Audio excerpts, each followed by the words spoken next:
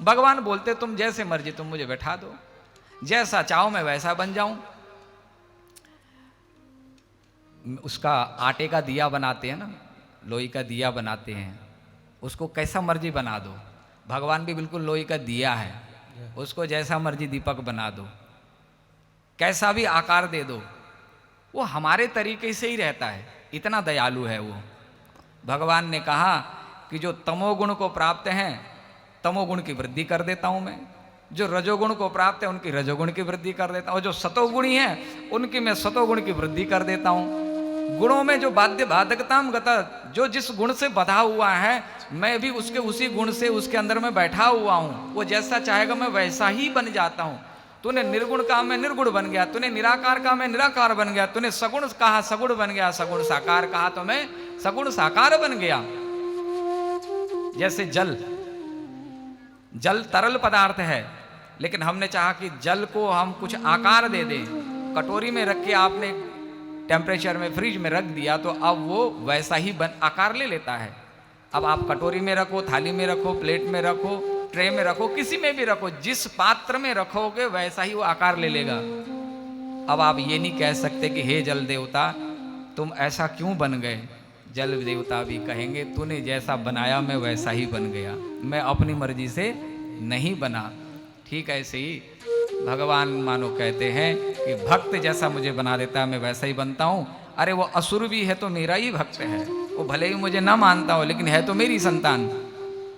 एक कथा सुनाई, एक इतिहास सुनाया गया यहाँ। बोले राजन जैसे तुम्हें भ्रम हो गया ठीक इसी प्रकार जब भगवान की सभा लगी थी ना, जिस समय शिशुपाल का वध किया भगवान ने, पांडवों की सभा में कृष्ण की अग्रणी पूजा हो रही थी, वहां पर शिशुपाल का वध हुआ। शिशुपाल की ज्योति भगवान कृष्ण के चरणों में विलीन हो गई। तो उस समय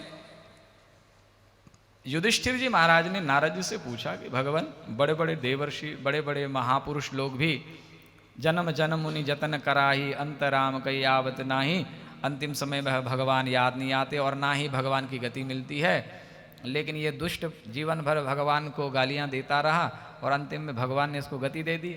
ऐसा क्यों? भगवान ने पक्षपात तो नहीं किया यहाँ।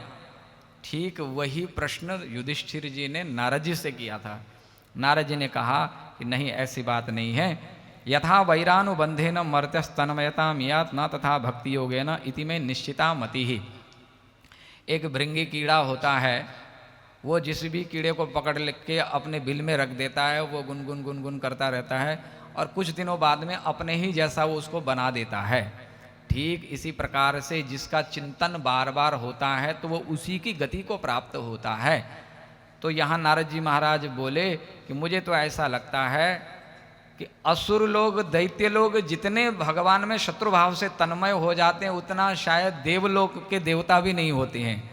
इसीलिए ये असुर लोग भी बड़े भाग्यशाली हैं कि ये भगवान को देवताओं से जल्दी ये प्राप्त कर लेते हैं, उस गति को प्राप्त कर लेते हैं। मेरी मान्यता में तो ऐसा है, नारद जी ने कहा। फिर एक कथा सुनाई, बोले कि देखो भाई, गोप्य कामाद भयाद कंसो द्वेषाद चैद्यादयो नृपाः संबंधाद वृष्णय स्नेहाद यूयम भक्त्या वयम विभो। जो जिस भाव से भगवान को भजता है ठीक वही गति को प्राप्त होता है।